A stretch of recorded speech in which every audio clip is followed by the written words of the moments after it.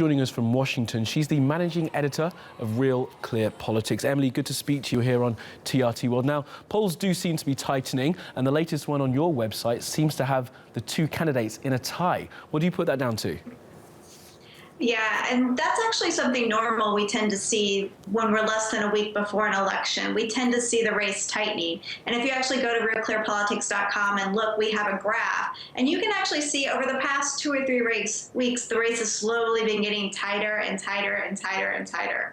And I actually went back and looked. And in the 2012 presidential election, 6 days out, we actually had President Obama and Mitt Romney in a tie. So it's pretty normal to see this kind of tightening. And this is despite the sort of October bounces that we've had against Ms. Clinton and the FBI, and also obviously what's going on with Donald Trump. Let's start with Mr. Trump. Now, these allegations, these sexual harassment allegations, they just don't seem to be sticking when it comes to his core vote, but it's about winning over the undecided, and that's where he's going to struggle, isn't it? Yeah, that's a good point. It's these independent, undecided voters who are really going to decide the election in these swing states. We're still seeing a big gender gap in that a lot of women are still supporting Hillary Clinton. And I think you're going to see Donald Trump try to make a play for some of these women. Melania Trump is going to join him on the campaign trail tomorrow, and she barely makes a campaign appearance. So the fact that she's coming out to talk about him and how he'll treat women and families under his administration is a huge signal that they're aware of how much they still have a problem with women. Let's just hope she doesn't use one of Michelle Obama's speeches. I mean, how is it going to actually help him, though, in all seriousness? Because some of the things he said have been quite shocking. Yeah, you make a good point. And Hillary Clinton just released a very powerful ad using his own words about women against him.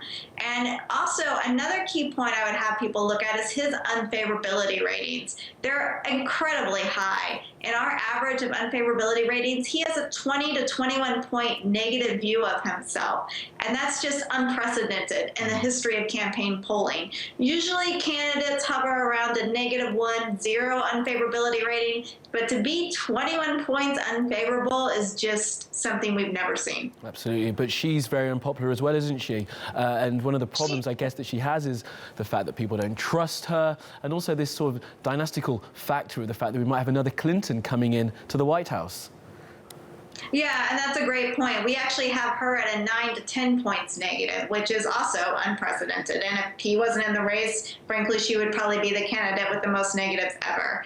So you have 2 equally disliked candidates, which we've never seen in an election before. So it'll be curious to see how they cancel each other out come Election Day. I mean, what do you see happening in the next 6 days then? We've had the scandals from the FBI, we've had the sexual allegations. What should we look for going forward in the next 6 days? I mean, is it each candidate trying not to step on a mine? Are they just trying to reinforce their message? How do they win over those undecideds?